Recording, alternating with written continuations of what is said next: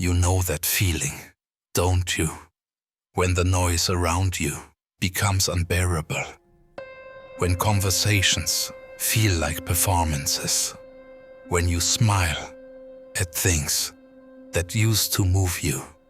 And now you feel nothing when the world keeps spinning with its bright colors and loud promises, and you're standing still, watching it all from somewhere far away. You haven't become cynical, you haven't given up, you've just stopped pretending, and that terrifies you because everyone else seems fine. They're laughing, planning, excited about things that feel empty to you, and you wonder if something broke inside you, if you've lost the ability to be normal, to be light, to care about the things you're supposed to care about. But maybe nothing's broken. Maybe you've just woken up. Kierkegaard called this the sickness unto death. Not a physical dying, but something worse. A dying while still alive. A slow withdrawal from the world, not because you hate it, but because you've seen through it. And once you see through something, you can't unsee it. He wrote about people who lived their entire lives without ever meeting themselves, who follow the crowd, adopt its values, chase its prizes, and never once stop to ask if any of it is true. They succeed, they smile, they perform the dance perfectly, but inside there's nothing, just echoes. And then there are those who wake up, not by choice, not by wanting to, but by accident, by pain, by a crack in the performance that lets the light or the darkness pour in. And suddenly they can't go back. The game everyone else is playing looks hollow. The things that matter to others feel like shadows. And they stand there, alone, wondering if they're broken or if everyone else is asleep. Kierkegaard knew this loneliness. He knew what it meant to be awake in a world of sleepwalkers. He knew what it meant to feel too much, think too deeply, see too clearly. And he knew that once you begin the journey toward yourself, toward truth, toward authenticity, there's no comfortable path back to ignorance. The world doesn't reward depth. It rewards performance. And when you can no longer perform, you become invisible. The first thing you lose is your tolerance for shallow things. Not because you think you're better, but because your soul is asking questions the world doesn't want to answer. You sit in rooms full of people and feel invisible, not because they ignore you, but because the conversation never goes deep enough to find you. They talk about weather, about gossip, about plans and purchases and petty dramas. And you nod, you participate, but inside you're screaming because you're carrying something they're not carrying. A weight, a question, a wound that won't close. You start to notice how much of life is distraction, how people fill every silence with noise, how they run from one thing to the next, never stopping, never sitting with themselves.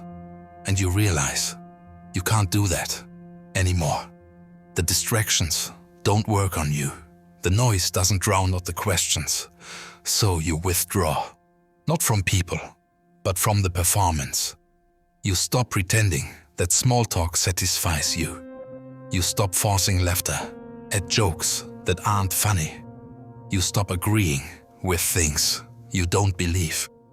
And the world notices. It calls you quiet, distant, sad. It tries to fix you with advice that misses the point entirely. You need to get out more. You're overthinking. Just be positive. You take things too seriously. And every piece of advice feels like another brick in the wall between you and them. Because they don't understand. They can't understand. They're offering solutions to a problem they've never experienced. They're trying to pull you back into the shallows when you've already drowned in the depths. But you're not broken. You're awake, and being awake in a sleeping world is the loneliest thing there is. Kierkegaard spoke of despair as a misrelation to the self, a refusal to be who you are. But there's another kind of despair he described, the despair of those who have begun to see themselves clearly and now cannot return to the comfortable lies. You thought knowing yourself would set you free, but instead it exiled you, because now you see how much of your life was built on fear. Fear of rejection, fear of standing out, fear of being alone.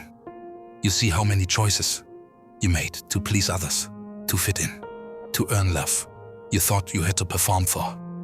And you can't make those choices anymore. Your soul won't let you. Every compromise you made with yourself becomes visible. Every time you said yes when you meant no. Every time you laughed when you wanted to cry. Every time you shaped yourself into what others needed instead of what you were. And the weight of all that self-betrayal becomes unbearable. So you stop showing up to places that drain you. You stop explaining yourself to people who don't want to understand. You stop participating in the circus, and from the outside, it looks like you're losing interest in life. But that's not what's happening.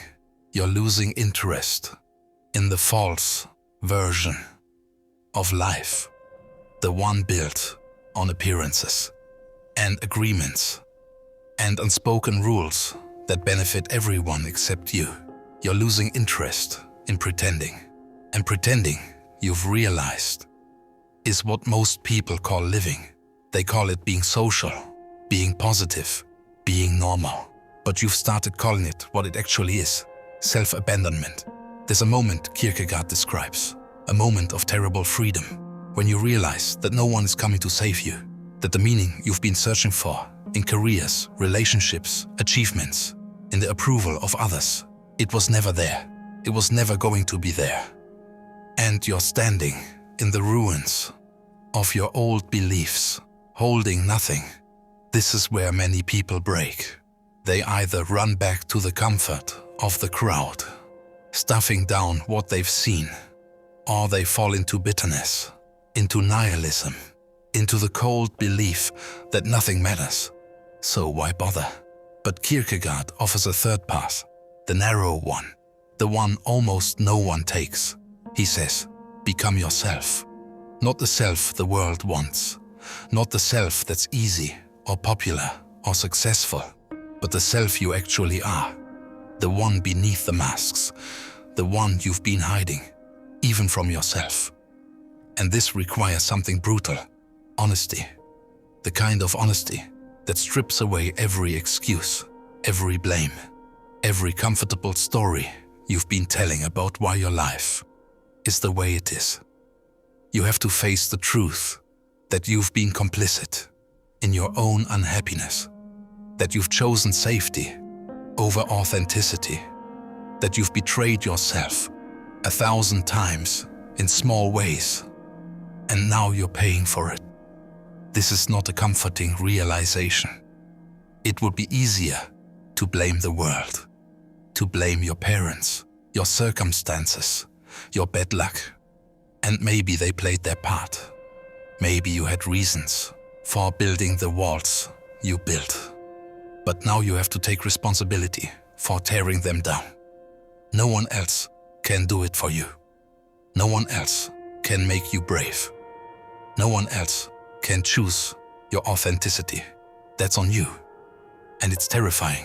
You start to see how much energy you've spent trying to be understood.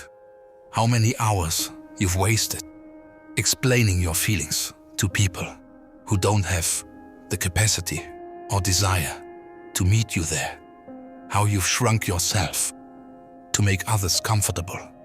How you've apologized for your depth, your sensitivity, your need for meaning. And you realize they're never going to understand.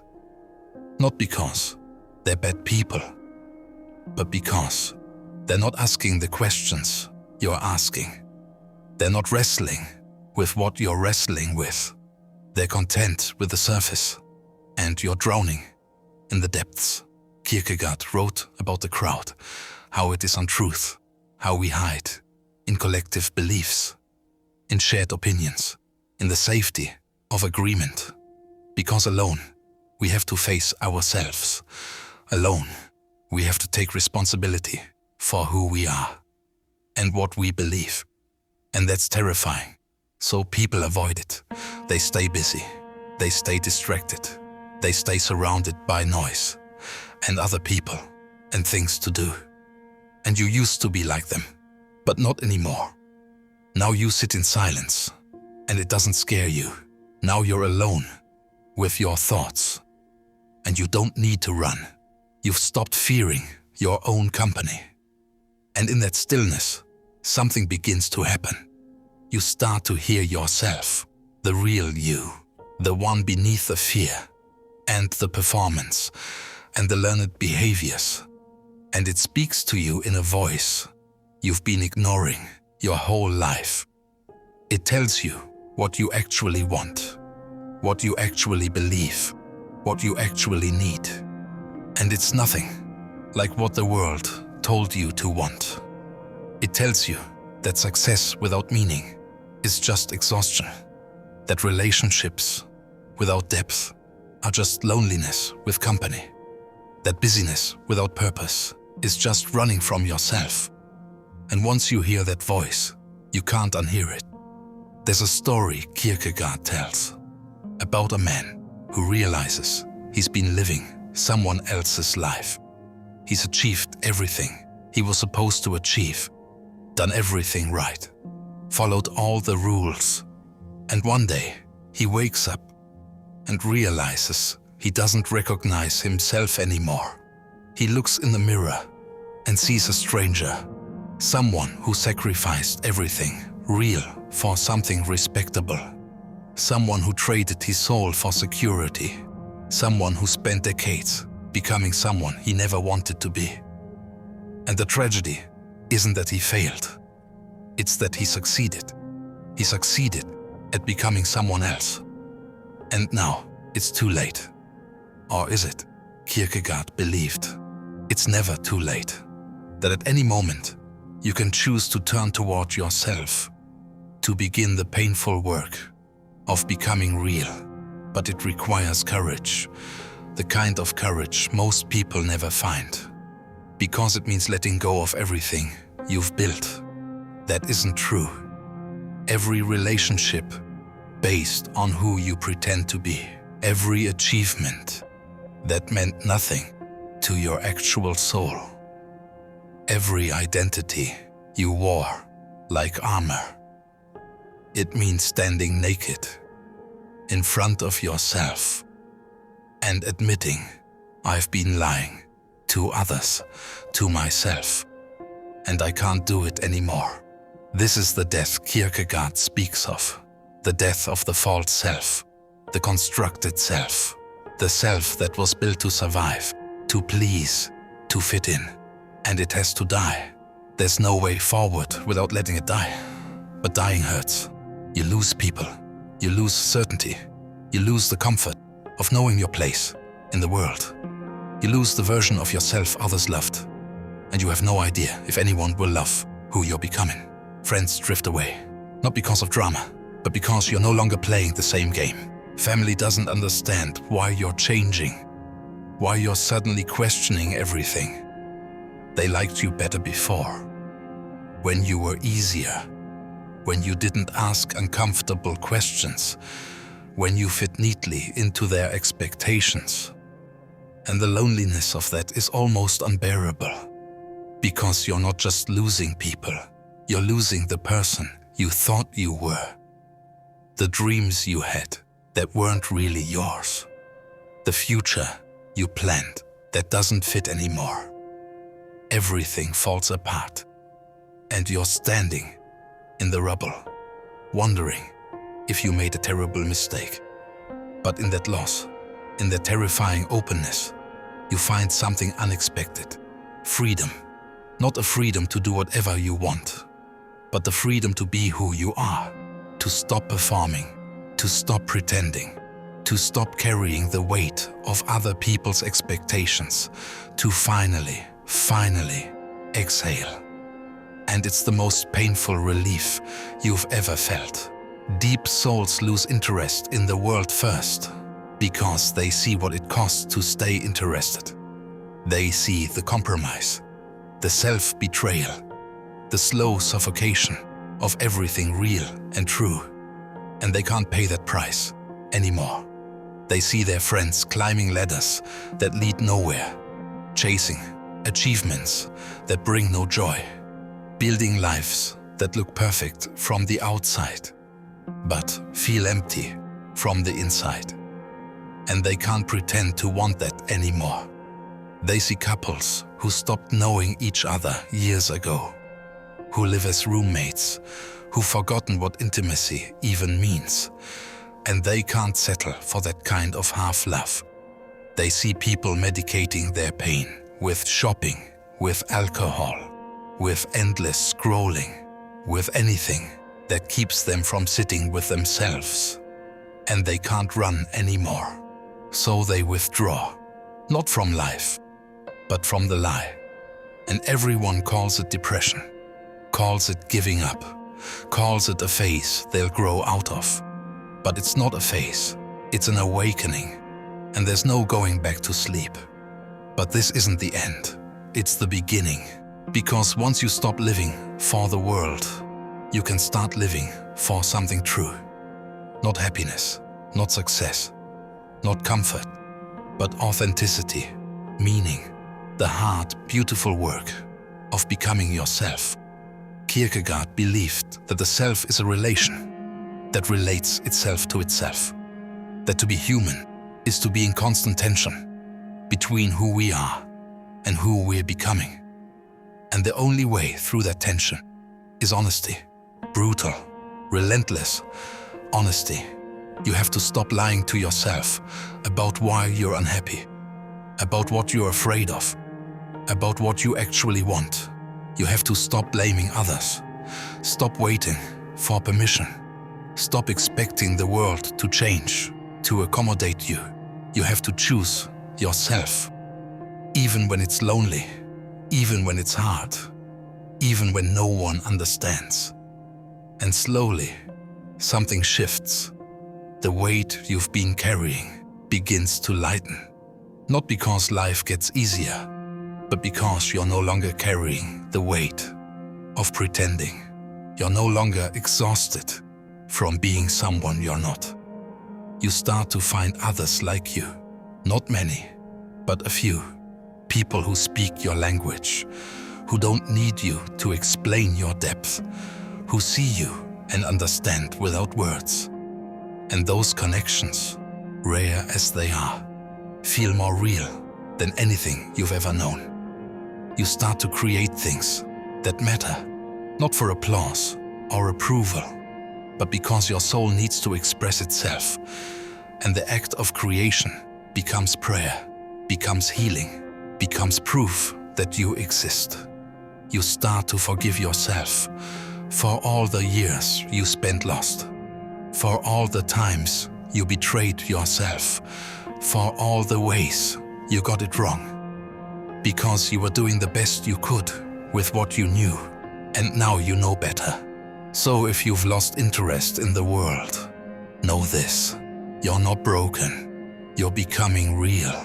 The world you've lost interest in was never yours to begin with. It was built for someone else, for the crowd, for the sleepwalkers, and you were never meant to stay there. You were meant to wake up, to see, to feel, to become. And that path is lonely, it's painful, it asks everything of you, but it's the only path that leads to yourself. And in the end, that's the only place worth going. The world will call you back. It will offer you comfort, distraction, the safety of agreement. It will tell you you're making a mistake, that you're too sensitive, too serious, too much. But you'll know better, because you've tasted something real, and you can never go back to the shallow end. So walk forward, into the unknown, into the depths, into yourself. It's the most terrifying journey you'll ever take, and the only one that matters.